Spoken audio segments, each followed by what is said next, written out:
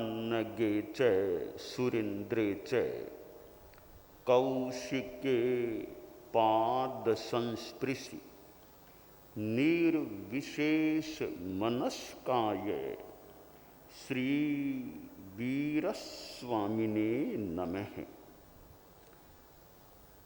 आयारो आगम में कहा गया है, समयम लोगस्य जानिता इत्थ सत्थोवरय।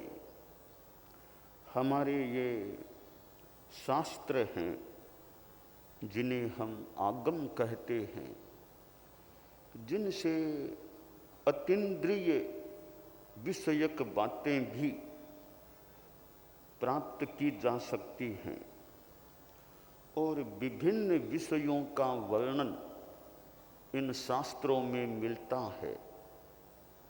धर्म से जुड़े हुए शास्त्र हैं तो अहिंसा की बात तो बहुत ही अच्छी मात्रा में संभवतः यों शास्त्रों में मिल जाती है।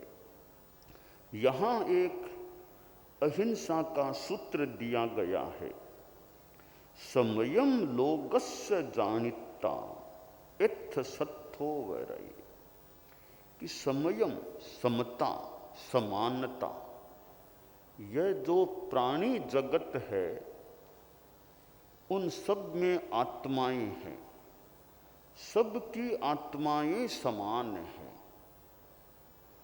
यह जानकर समूचे जीव लोक की हिंसा से उपरत हो जाओ, हिंसा से दूर रहो।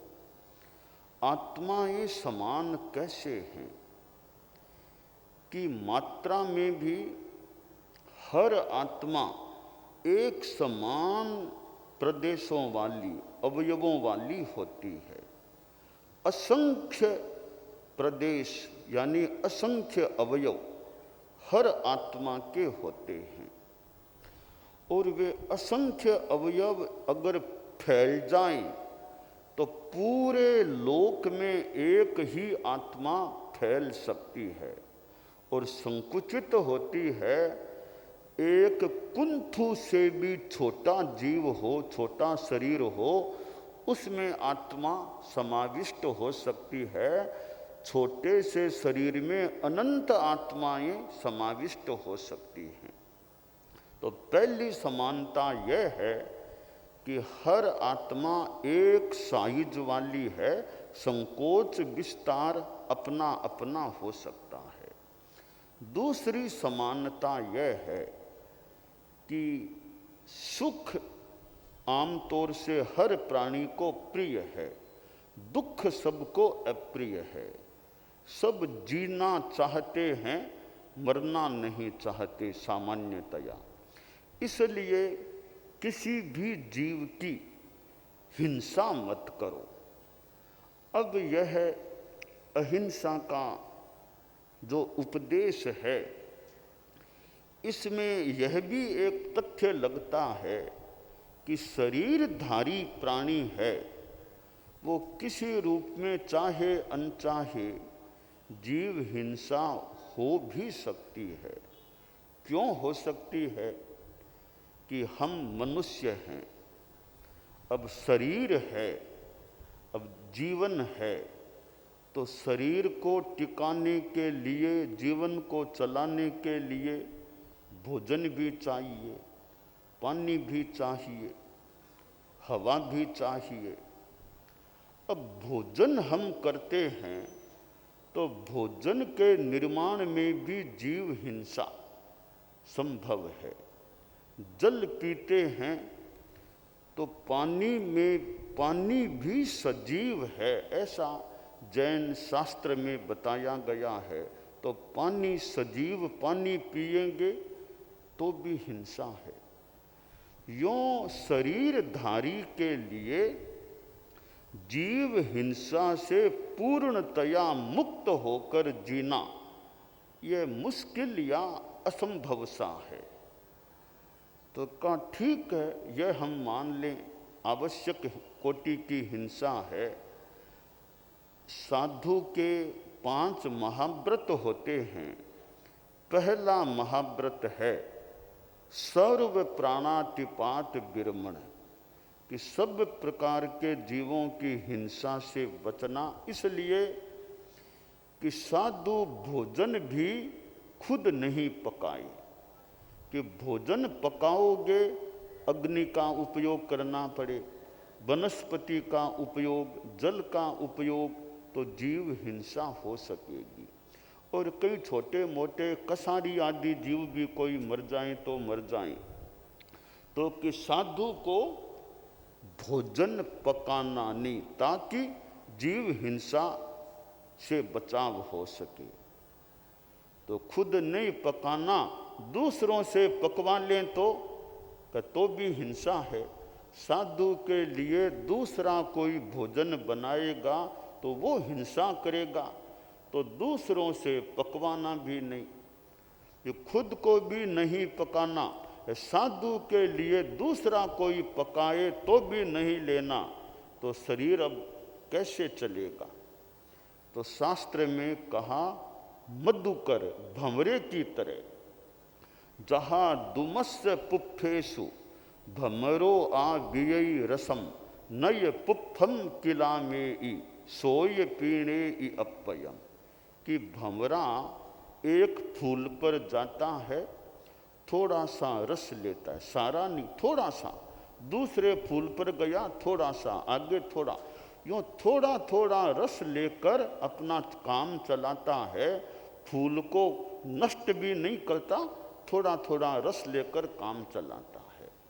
इसी तरह साधु भिक्षा करे, घरों आदि में लोग खाना खाते ही हैं, लोग अपने लिए खाना बनाते ही हैं, तो उसमें से थोड़ा थोड़ा थोड़ा, जैसे एक घर में मानो 20 रोटियां बनी है, साधु गया आधी रोटी साधु को दे दी, आधी रोटी अगले घर में, थोड़ी और आगे, यूँ थोड़ा थोड़ा इकट्ठा करके फिर भोजन जो मिले वो खा लो। इससे क्या हुआ, न तो साधु को पकाना पड़ा, न साधु के लिए पकाना पड़ा, जो गृहस्थों के लिए बनता है उसी में से कुछ कुछ लेकर के अपना काम चला लो। मैं नागपुर गया था, भागवत साहब आए पधारे हैं, आए हैं, तो मैं आपके वहाँ भी गया था, तो वहाँ संघ के कार्यालय में कुछ घंटे रुकना हुआ, तो वहाँ भी शरीर है तो भोजन तो मान लो चाहिए, तो वहाँ भी भिक्षा, तो संत कोई मेरे पास आए कि भागवत साहब के वहाँ भी भिक्षा लेने के लिए, तो मैं भागवत साहब थे वहाँ भी भिक्षा लेने, मैंने कहा भी हमारे नियम हैं, साधु के लिए नहीं बनाया हो, आपके लिए बना हो, लोगों के लिए, उसमें से थोड़ा सा हम ले सकते हैं। तो अभी साधु के लिए दूसरे को भी पकाना न पड़े, इससे दूसरों को श्रम भी नहीं करना पड़े, हिंसा भी न हो, थोड़ा थोड़ा जैसा भी योग हो लेकर साधु काम। तो यह शास्त्र में कहा जीव हिंसा से बचो। तो साधु तो मान लें फिर भी काफ़ी जीव हिंसा से बच सकता है, पर आम आदमी है वो तो सारे इतना हिंसा से विरमण करे, यह कठिन है। तो उनके लिए क्या भी, उनके लिए कि मान लो खाने पीने खेती बाड़ी में जीव हिंसा होती है, उसमें जितनी हिंसा कम हो, खेती बाड़ी में भी अनावश्यक जीव हिंसा न हो, जितना बचाव हो सके, तो जितना अनावश्यक हिंसा न हो यह ध्यान दो। कि अब कहीं कभी देश की रक्षा की बात आ गई, मान लो कि वहाँ क्या भी साधु सो शस्त्र हाथ में नहीं ले, कि देश की रक्षा की भी बात है, तो साधु शस्त्र से हिंसा का काम न करे। साधु के प्राण जाए तो जाए, पर साधु शस्त्र का प्रयोग किसी को मारने के लिए न करे। कोई साधु को भी मारने आ जाए, साधु को मारने आ जाए, लगे मेरे पर प्रहार करेगा, मारेगा, तो भी अपनी रक्षा के लिए भी साधु गोली न चलाए, साधु तलवार का उपयोग न करे, कि मैं भले मर जाऊंगा पर मैं दूसरे को मारूंगा नहीं। यह साधु का महाव्रत है। तो साधु तो इतना कि मेरा जीवन जाए तो जाए, मैं दूसरे आदमी को नहीं मारूंगा, यह साधु की अहिंसा है। फिर के गृहस्थ हैं कि वो तो इतनी कि मान लो वो इतनी न करे कि देश की रक्षा के लिए मान लो कुछ करना पड़े, तो भी बिना मतलब तो किसी को मत मारो। कि जहाँ एक देश की रक्षा की बात आ गई तो कोई भी राष्ट्र है चला करके तो आक्रमण न करे, कि बिना मतलब किसी देश पर चलाकर फालतू आक्रमण क्यों करें। सब शांति से जिएं, सब मैत्री से जिएं। हाँ, कोई देश पर आक्रमण करने की स्थिति आ जाए तो फिर देश की नागरिकों की रक्षा के लिए कुछ सामना करना पड़े, वो एक जरूरी या आवश्यक कोटि की हिंसा है। वो भी मान ले गृहस्थों के लिए एक आवश्यक कोटि की। तीसरी, कम से कम बिना मतलब तो किसी को गुस्से में आकर किसी को मार दिया, लोभ में आकर मारने की चेष्टा, वो बिल्कुल सर्वथा गलत है। कि बिना मतलब किसी को तकलीफ नहीं देनी चाहिए।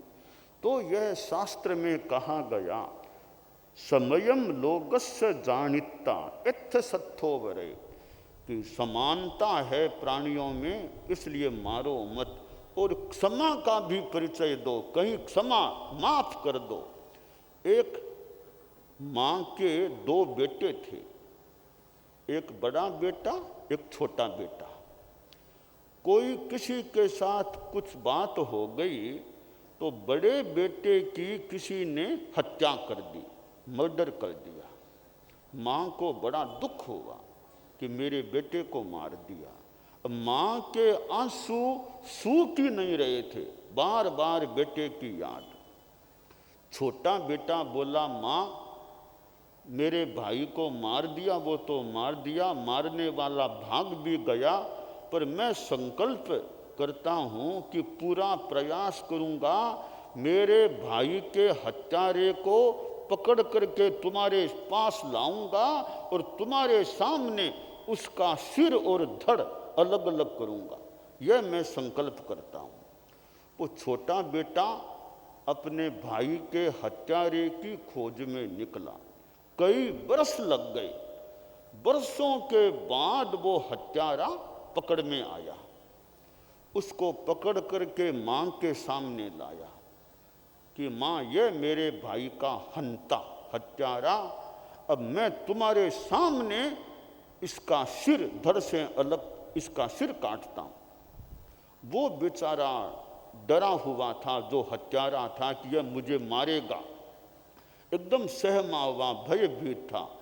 वो सोच रहा था मैं कैसे खुद को बचाऊं, यह तो अब मुझे मारने को तैयार हो गया है। एक बात उसके दिमाग में आ गई कि यह परिवार है, यह हिंदू संस्कृति का परिवार है। तो पास में कोई तिनका कुछ पड़ा था, उस हत्यारे आदमी ने तिनका मुंह में ले लिया, हाथ जोड़कर बोला, मैं आपकी काली गाय हूँ, मैं आपकी काली गाय बन गया हूँ। माँ बोली, बेटा शस्त्र को फेंक दे शस्त्र को, अब नहीं मार सकोगे। यह काली गाय बन गया तो गाय को तो हम मार ही नहीं सकते, छोड़ दो, माफ कर दो, क्षमा कर दो। बेटा बोला, इतने वर्षों का परिश्रम करने के बाद मुझे यह मिला, अब इसको कैसे छोड़ दूं? तो नहीं नहीं, मेरा आदेश है, काली गाय बन गया, इसको माफ करो। तो बेटे ने कहा, ठीक, अब नहीं मारेंगे, उसको भोजन करा करके छोड़ दिया। क्षमा, तो भाई कहीं माफ कर देना चाहिए। तो एकदम आत्म कल्याण के लिए क्षमा कर देना कि भाई ठीक है, माफ करो, क्षमा करो, तो ठीक। क्षमा धर्म का भी अपना महत्व है। हमारा मारने की बात तो खैर बड़ी बात है, व्यवहार में भी अहिंसा, हमारी वाणी में भी कितनी मैत्री और अहिंसा है। हम वाणी से बिना मतलब किसी को कटु जबान, अपमान कारक शब्द किसी के लिए न बोलें, अच्छा व्यवहार करें। एक आदमी, बड़ा धनवान आदमी था, सज्जन था, वो बाजार में जा रहा था। सामने से एक भिखारी आ रहा था। तो भिखारी के हाथ में कटोरा था। उसने कटोरा आगे किया, यानी कुछ पैसा इसमें आप डालो। तो सेठ ने जेब में देखा तो सोचा, रे आज तो पैसा मैं लाया नहीं, जल्दबाजी में ही आ गया था, कमीज पहनी, पैसा डालना भूल गया था, तो जेब में का पैसा तो है नहीं। तो सेठ बोला, मित्र आज मेरे पास पैसा नहीं है, मित्र आज पैसा नहीं है मेरे पास। भिखारी झुका, पैरों में प्रणाम किया, बोला, सेठ साहब आपने मुझे बहुत कुछ दे दिया, पैसा तो आपने पहले भी दिया है, आगे भी शायद दे देंगी, और भी लोग पैसा कटोरे में डालते हैं, पर मुझे मित्र कहने वाले आप एक ही आदमी मिले हो कि मेरे जैसे साधारण आदमी को आपने मित्र संबोधन किया कि मित्र, तो मुझे आपने मित्र बना लिया, और क्या मांगू मैं आपसे। यह भाषा कितनी हमारी अहिंसा पूर्ण है, कितनी मैत्री पूर्ण है। तो अहिंसा हम साधुओं के लिए तो बड़ा धर्म है कि खुद के प्राण जाए तो जाए। साधु किसी आदमी की हत्या, खुद जाए तो जाए शरीर, दूसरे आदमी की हत्या न करे। यह साधुओं का तो महाव्रत है, बड़ा धर्म है। यों अहिंसा एक पॉलिसी है, एक नीति है कि हमारे भले देश की नीति है, भले परिवार की नीति है, नीति में भी अहिंसा रहे। राष्ट्र की नीति में अहिंसा की, हमारा राष्ट्र चलाकर किसी पर भी आक्रमण नहीं करेगा, सबके साथ हम मैत्री का प्रयास करें कि सबके साथ मैत्री रहे। बड़े पड़ोसी देश हैं, कोई हैं, हमारी सबके साथ मैत्री रहे, हम क्यों किसी को तकलीफ दें। हम तो किसी का कर सकें तो आध्यात्मिक सहयोग करें, किसी को तकलीफ नहीं दें। तो कोई भी राष्ट्र किसी पर चलाकर आक्रमण नहीं करेंगे, यह एक अहिंसात्मक नीति हो जाती है, पॉलिसी हो जाती है। तो अहिंसा एक धर्म तो है ही, जो महाव्रत के रूप में साधुओं का, अनुव्रत के रूप में गृहस्थों का, ऐसे हमारी नीतियों में भी अहिंसा का प्रभाव रहे। पारिवारिक जीवन में भी अहिंसा रहे कि कैसे परिवार में शांति रह सके, परिवार के बच्चों में कैसे अहिंसा के, नैतिकता के अच्छे संस्कार आ सके, समाज में कैसे संस्थाएं होती है, संगठन होते हैं, वहाँ भी विचार भेद हो सकता है, मतभेद हो सकता है, पर यह लड़ाई झगड़ा मतभेद, मतभेद भले कभी हो जाए, मन भेद न हो। मतभेद है भी, पर एक निर्णय मिलकर के कर लिया, फिर अपने मत को थोड़ा गौण करके जो निर्णय किया है उसको क्रियान्वित करने की दिशा में प्रयास होना चाहिए कि मेरा मत भले कुछ भी हो, पर संगठन का हित जिसमें है उसको क्रियान्वित करने में हमें लग जाना चाहिए। तो ये जो अहिंसा की बातें हैं वो हमारे जीवन में रहे। मैं जैन हूँ, कोई बौद्ध है, कोई सनातनी, कोई कुछ, ये अलग अलग, कोई मुसलमान, ये अपने अपने हैं, पर अहिंसा ऐसा धर्म है वो मानो सबका धर्म है। जैन है, एक अनुव्रत में आचार्य श्री तुलसी का जो भी कि जैन कोई है कि नहीं, गुड मैन रहो, कम से कम मैन आदमी, जन अच्छे जन बनो, अच्छे आदमी बनो। तो हम संप्रदाय हमारे अलग अलग हो सकते हैं, संगठन अलग अलग हो सकते हैं, संगठनों में समानताएं भी हो सकती है, और संगठन विचार विमर्श यदा कदा मौका हो तो करके संगठनों में और ज़्यादा कैसे निखार आ सके। तो राष्ट्रीय स्वयंसेवक संघ के सरसंघ चालक श्री मोहन जी भागवत का प्रायः हर वर्ष आमतौर से समागमन होता है, इस बार भी हुआ है। यह वर्ष में एक बार का भी आपका समागमन मानो अपने आप में महत्वपूर्ण होता है। और वार्तालाप और साथ में कुछ विचार देना, प्रवचन भाषण का क्रम भी बनता है। तो जो एक चिंतनशील लोग होते हैं, जो मनीषी व्यक्ति होते हैं, जिनकी भाषा में भी कुछ बल होता है और भाषा में माधुर्य भी होता है, यथार्थ भी हो, तो ऐसे महानुभावों के भाषण भी अपने आप में मार्गदर्शन देने वाले हो सकते हैं।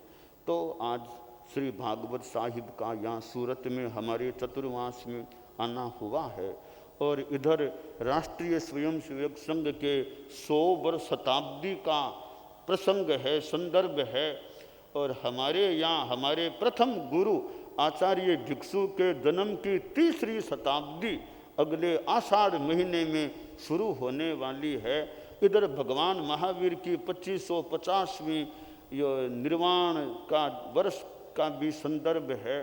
तो ये जो वर्ष आते हैं वो कार्य को और वेग देने वाले और गति देने वाले बन सकें और चिंतन मंथन होने से और समाज में, राष्ट्र में क्या नया अच्छा उन्मेष आ सके, इसमें भी ये योगदान देने वाले बन सकते हैं। तो हमारा इधर जैन श्वेतांबर 13 पंथ धर्म संघ, जिसके पहले गुरु महामना आचार्य भिक्षु, यूँ आगे से आगे परंपरा चल रही है। 9वें गुरु आचार्य श्री तुलसी थे, जिनका संपर्क राष्ट्रीय स्वयंसेवक संघ के साथ हुआ था। वे खुद भी नागपुर पधारे थे और फिर आचार्य श्री महाप्रज्ञ जी, श्री सुदर्शन जी आचार्य श्री महाप्रज्ञ जी के पास आया करते थे। और सूरत में भी सन 2003 में, मुझे जहाँ तक याद आ रहा है, उनका आना हुआ था और वह परंपरा अभी भी चल रही है। और श्री भागवत साहिब का भी आना होता है, समागमन हो रहा है। तो भागवत साहब के भी अच्छे विचार, अभी विजयदशमी को भी आपका भाषण हुआ था। तो ऐसे आपके विचार कभी कभी थोड़े अखबार में थोड़ा थोड़ा कभी देखने को मिल जाते हैं।